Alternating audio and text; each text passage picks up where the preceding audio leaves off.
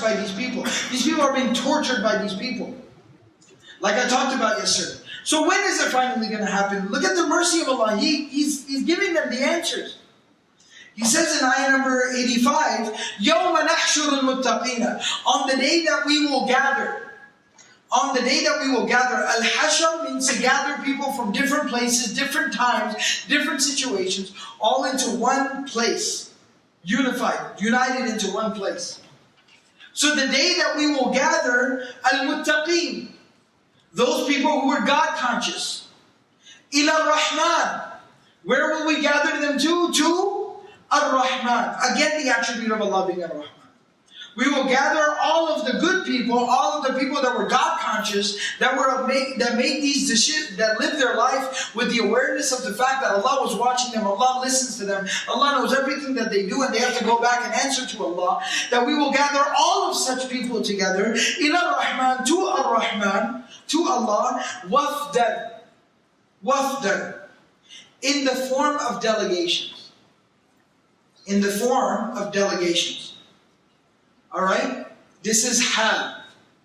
Wafdan, this is the hal. Alright? So this is describing the condition, the situation. So we will gather all of these good people together to Ar-Rahman, wafdan, in delegations. And what's the significance of saying in delegation? That's a sign of respect and honor. You know, delegations are what are sent from one head of state to another head of state. They are received by the heads of state. They are honored and respected and welcomed. Red carpet, the works. At the same time, this has a very basic human explanation as well. Remember, when it described in ayah number 80, the bad people, what did it say? How will they arrive to Allah? وَيَأْتِينَا fardan, individually. All by yourself.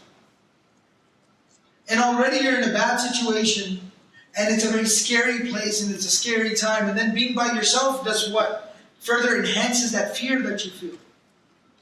But these people will be in a group, because it's natural human nature. It's human beings, we like being in groups. We like having friends. We like having family. We like being amongst friends and family. So it's describing that element that they'll be amongst their group. And even that respect and that honor that I was talking about, what's a sign of somebody being in a position of great respect and honor? They have a security detail. Alright? In today's culture, like with athletes and entertainers, everyone's got a posse. Everyone rolls with their boys. Everyone's got a posse. So it's one basketball player with 35 people traveling with him, which makes no sense, but nevertheless happens, mashallah. Alright? And so that's that same element, because human beings find respect and dignity and honor in that. Like, yo, I roll up in 8 cars. Alright? You hate the environment, but sure. Alright? But it's just human nature. People find honor and dignity in that, respect in that. So, يَوْمَ نَحْشُرُ الْمُتَّقِينَ إِلَى الرَّحْمَنِ وَفْدًا. Every believer is going to be rolling with a posse on the Day of Judgment. Gathered all together, lined up before Allah subhanahu wa ta'ala. But Allah says, وَنَسُوقُ الْمُجْرِمِينَ. Subhanallah. وَنَسُوقُ الْمُجْرِمِينَ. But we will bring, nasuqu, we will drive. And the word saqa yasuqu is used to talking about, like, you know how you kind of drive cattle along? Like a cattle drive? Everybody know what I'm talking about? Yes, no? Not real Texans? You have no idea? Happens all the time. Every other weekend, just down the street. No, it doesn't. Alright?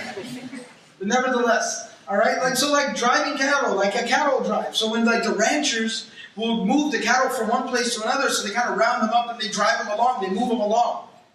Yeah, they're making noise and they're screaming and they're hitting them and they're throwing things at them and they shoot the gun off and scare them so that they get moving a little bit. They're animals, they're stupid animals. And they're driven along, they're herded along like stupid animals are done. You know, like the way you're supposed to. Look at, this is the word Allah uses for these people. وَنَسُوقُ الْمُجْرِمِينَ. That we will drive along, we will herd along, like cattle, the mujrimeen, the convicted criminals. إِلَى جَهَنَّمَ. But what are they being led to? What are they being led to? We will lead them, the mujrimeen, the convicted criminals, to what? إِلَى جَهَنَّمَ. To the gates of the fire of hell. وِرْدًا. wirdan. And that is where they will enter. That will lead them all the way up. And I explained the term wurud. وَلَمَّا وَرَدَ, it is to reach the boundary of something, to reach the limit of something.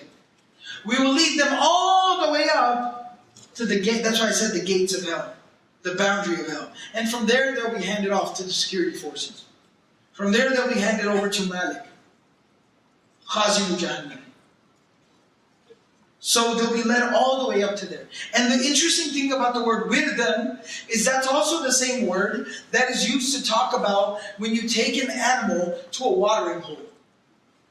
When you take an animal to a watering hole, a thirsty animal, that's called warad. Wurudul ma. Same term. So Allah uses not one but two terms that are used for like stupid animals, dumb animals. Allah uses two such terms for these people. وَنَسُوقُ الْمُجْرِمِينَ إِلَى جَهَنَّمَ وِرْدًا. إِلَى جَهَنَّمَ وِرْدًا.